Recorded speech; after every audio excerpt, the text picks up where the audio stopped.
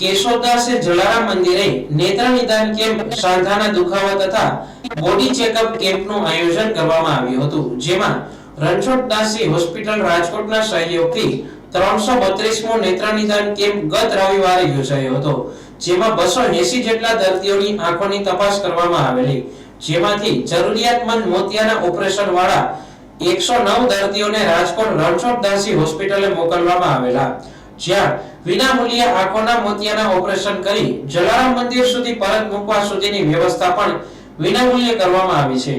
કેશોદ જલારામ મંદિરે છેલ્લા ઘણા વર્ષોથી યોજાતા નિઃશુલ્ક નેત્ર નિદાન કેમ્પમાં અત્યાર સુધીમાં 332 જેટલા નેત્ર નિદાન કેમ્પ યોજવામાં આવ્યા છે, જેમાં લગભગ 23,845 જેટલા મોતિયાના દર્દીના ફ્રી ઓપરેશન રાજકોટ રણછોડદાસી હોસ્પિટલ દ્વારા કરવામાં આવ્યા છે. જલારામ મંદિરે પહેલા અને ત્રીજા રવિવારે વર્ષોથી રણછોડદાસી આશ્રમ ટ્રસ્ટ રાજકોટના સહયોગથી નેત્ર નિદાન કેમ્પ યોજવામાં આવે છે.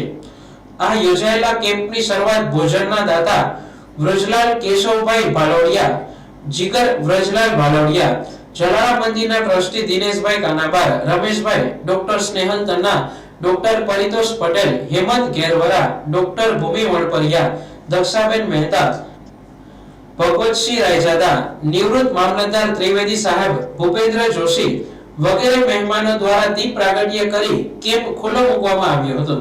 આ નેત્ર નિદાન કેમ્પમાં 280 જેટલા દર્દીઓને ડોક્ટર પરિતોષ પટેલ તથા શ્વેતા પટેલ દ્વારા તપાસીને 109 દર્દીઓને બસ દ્વારા ઓપરેશન માટે રાજકોટ રણછોડદાસી હોસ્પિટલ મોકલવામાં આવ્યા હતા. ડોક્ટર ભૂમિ વણપરિયાએ સાંધાના દુખાવા વગેરે માટે સેવા આપી હતી. હોમિયોપેથિક ડોક્ટર નિકિતા પટેલ દ્વારા દર્દીઓને તપાસી માર્ગદર્શન તથા નિઃશુલ્ક દવા આપવામાં આવી હતી. દર્દીઓને માર્ગદર્શન સુરેશભાઈ અગેરા, ભગવતસિંહ રાયજાદા દ્વારા આપવામાં આવ્યું હતું. કેશોદ જલારામ મંદિરે 332 નેત્ર નિદાન કેમ્પ કરી 24,000 ઉપરાંત લોકોને નવી દ્રષ્ટિ આપવામાં સહભાગી થયું છે. આજના કેમ્પના ભોજનના દાતા તરીકે વ્રજલાલ કેશવભાઈ ભાલોડિયા પરિવાર રહ્યો હતો. જય જલારામ. જલારામ મંદિર કેશોદ દ્વારા અવનવી સેવાકીય પ્રવૃત્તિઓ ચાલી રહી છે, જેના ભાગરૂપે જલારામ મંદિરે પહેલા અને ત્રીજા રવિવારે આઈ કેમ્પનું આયોજન કરવામાં આવે છે. આજરોજ પણ આઈ કેમ્પનું આયોજન કરવામાં આવેલું હતું, જેની અંદર લગભગ 280 જેટલા દર્દીઓને તપાસવામાં આવ્યા હતા અને એ 280 દર્દીઓને તપાસીને 109 જેટલા દર્દીઓને ઓપરેશન માટે રણછોડદાસજી હોસ્પિટલ રાજકોટમાં મોકલવામાં આવેલા હતા.